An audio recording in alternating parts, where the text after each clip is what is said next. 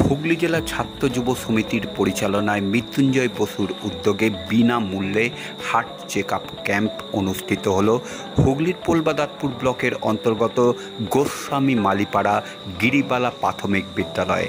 সকাল 10টা থেকে এই ক্যাম্প শুরু হয়, চলে দুপুর পর্যন্ত। এলাকার সাধারণ মানুষ এই হার্ট ক্যাম্পে এসে নিজেদের হার্ট পরীক্ষা করেন। প্রায় 203 থেকে 300 মানুষ এই ক্যাম্পে এসে হার্ট পরীক্ষা করান। এখানে উপস্থিত ছিলেন কলকাতার হার্ট বিশেষজ্ঞ অনুপ ব্যানার্জি।